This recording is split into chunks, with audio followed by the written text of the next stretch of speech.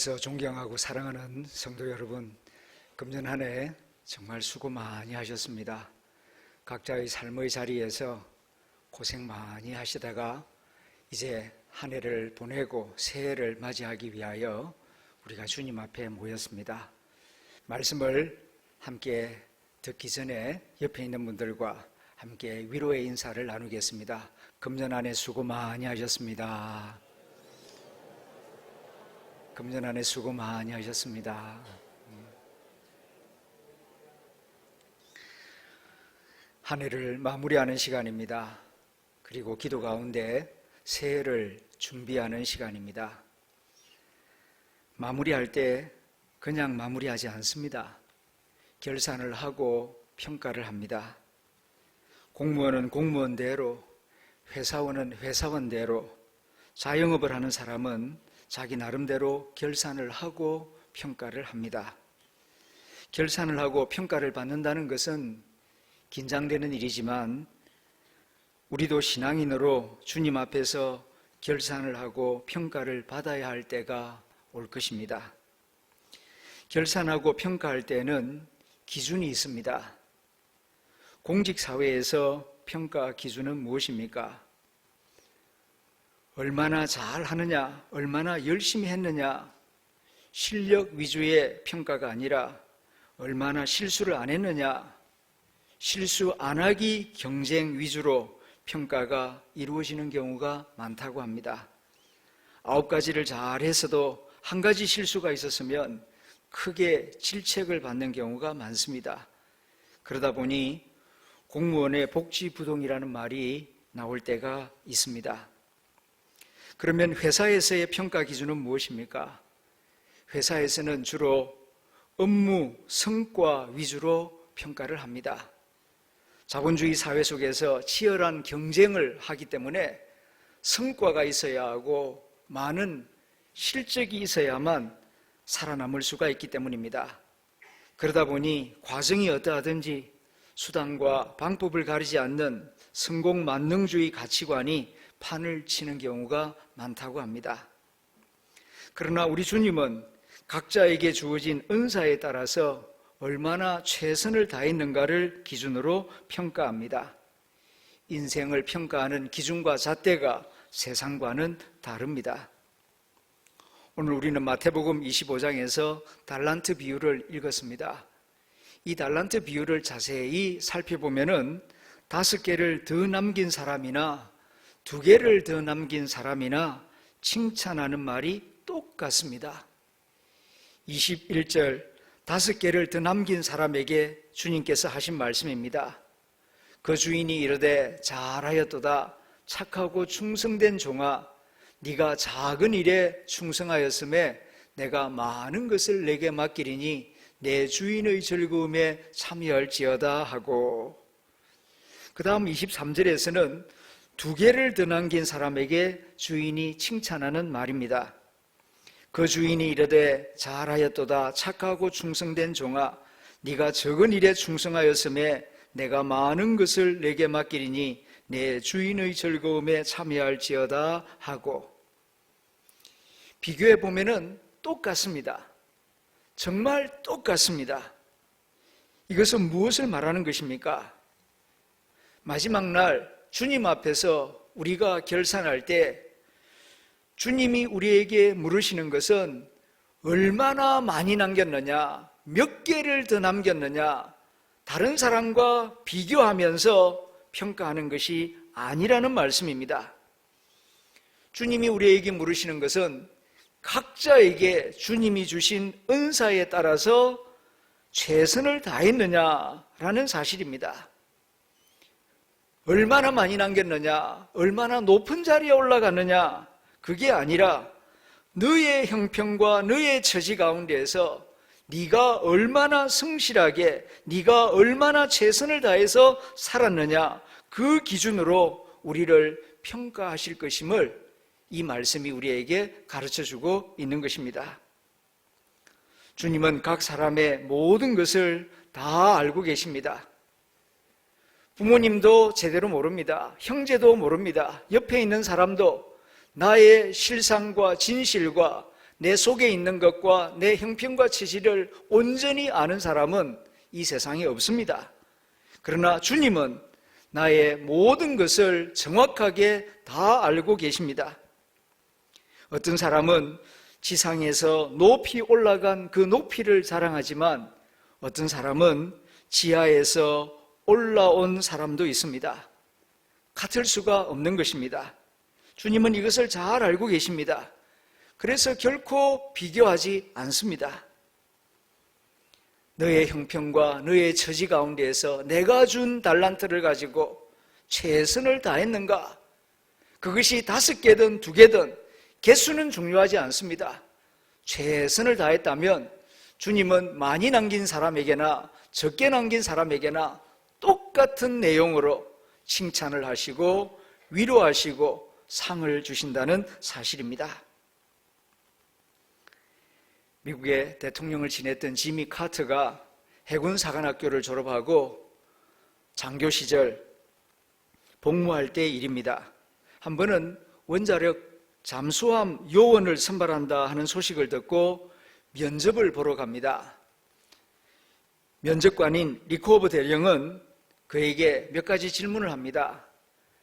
해군 사관학교 성적이 어땠는가? 그럴 때에 카터는 자랑스러운 마음으로 820명 가운데 59등 했습니다. 어깨에 힘을 주며 자신 있게 대답을 합니다. 이 대답을 할 때에 그는 면접관으로부터 칭찬을 기대했습니다. 그런데 그의 기대와는 달리 그 면접관은 그것이 너의 최선이었는가? 라고 묻습니다. 그럴 때에 그는 쑥스러운 목소리로 그렇습니다. 그런데 항상 최선을 다한 것 같지는 않네요. 하고 대답을 합니다.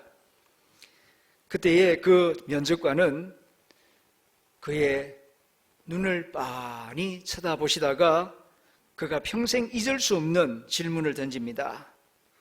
왜 그러질 않았는가? 왜 항상 최선을 다하지 않았는가? 하고 물었습니다. Why not the best? 면접 이후에 카터는 잠수함 요원으로 선발되었습니다. 그런데 잠수함 요원으로 근무하는 내내 그 면접관의 머릿속에 그 질문이 떠나지를 않았습니다. 왜 최선을 다하지 않았는가? 이 질문이 그의 뇌리에서 떠나지를 않았습니다. 이후에 이 말이 그의 좌우명이 됩니다. Why not the best? 왜 최선을 다하지 않았는가? 1976년 지미 카터는 그의 회고록을 출판합니다. 그때의 책 제목을 Why not the best? 이 말 한마디를 그의 회고록의 제목으로 삼습니다. 이후 그는 평생토록 죽을 때까지 계속해서 자기 자신에게 최선을 다하는 삶을 삽니다. 결과 그는 조지아주 상원의원 주지사를 거쳐서 39대 미국 대통령을 역임하게 됩니다. 이것이 끝이 아니었습니다.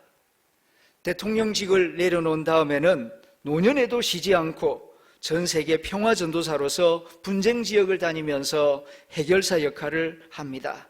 그리고 사랑의 집짓기 운동을 통해서 가난한 사람들을 위한 봉사활동을 합니다. 2002년도 노벨 평화상을 받습니다. 여러분은 참다운 성공이 무엇이라고 생각합니까?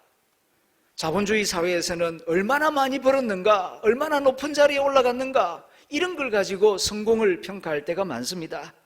그런데 미국의 시인 랄프 에머슨은 참된 성공을 이렇게 정의합니다.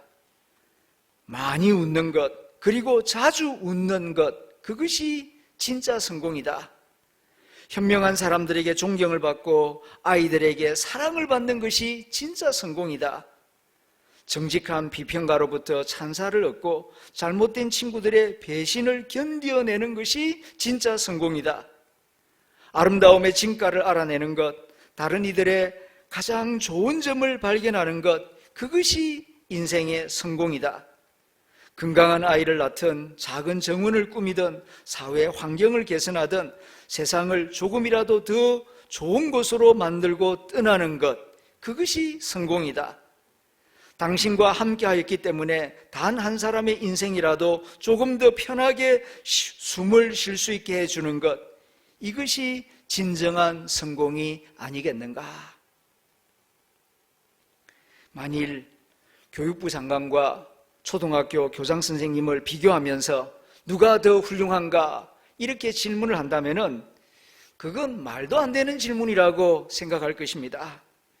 왜냐하면은 직위의 높고 낮음, 직업의 기준에 따라서 사람이 훌륭한가 그렇지 못한가를 묻는 것 자체가 넌센스이기 때문입니다.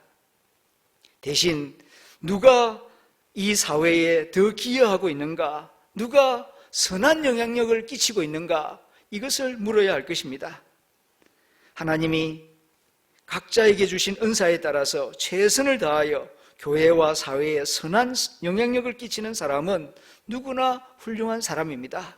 그가 청소부이든지 그가 대통령이든지 자기가 있는 그곳에서 그가 함께함으로 주위 사람들에게 선한 영향을 끼친다면 그 삶은 의미가 있고 주님 보시기에 훌륭한 삶이 되는 것입니다. 주님 앞에서 평가 기준은 상대 평가가 아닙니다. 그렇다고 절대 평가도 아닙니다. 각자 최선의 평가입니다. 주님은 비교를 모릅니다. 주님은 각자에게 주신 은사를 따라서 주님은 우리의 각자의 성실과 최선을 보고서 평가하실 것이기 때문입니다. 송구 영신 예배를 드리면서 책 한 권을 읽었습니다.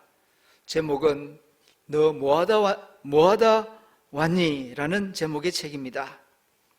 같은 그리스도인이라 하더라도 부르심의 자리와 부르심의 모습은 각각 다릅니다. 하지만 하나님이 기뻐하시는 사람들의 공통점이 있습니다. 단순하다는 사실입니다. 순종을 잘한다는 사실입니다. 성령의 사람이라는 사실입니다. 이 책의 저자는 이은상 여자 선교사입니다. 이 책의 이야기는 1989년부터 시작됩니다. 당시 이은상 교수는 남편과 함께 미국 캘리포니아 주립대학교 교수였습니다. 부부가 함께 미국 대학 교수였으니 정말 남부러울 것이 없었습니다.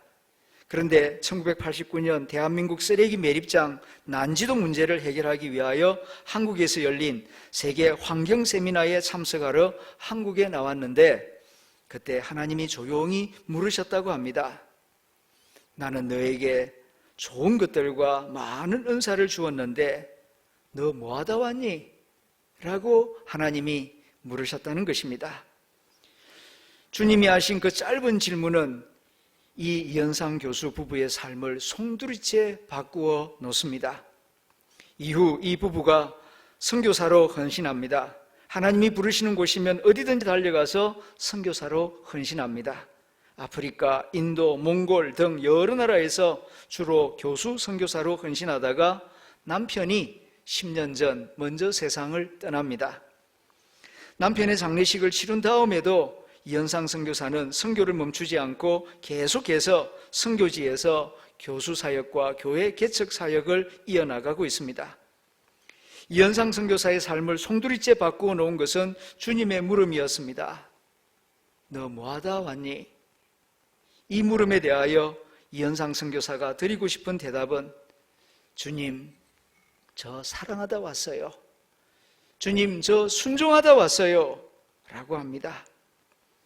마지막 날 우리가 주님 앞에 서는 날 주님은 우리에게도 물으실 것입니다. 너 세상에서 뭐하다 왔니? 그때 주님, 저 사랑하다 왔어요. 주님, 저 말씀에 순종하다 왔어요. 주님의 몸된 교회를 세우고 목회자들을 열심히 돕다가 왔어요. 이렇게 기쁘게 대답할 수 있는 복된 성도들이 다 될 수 있기를 소망하고 축원합니다. 기도하겠습니다.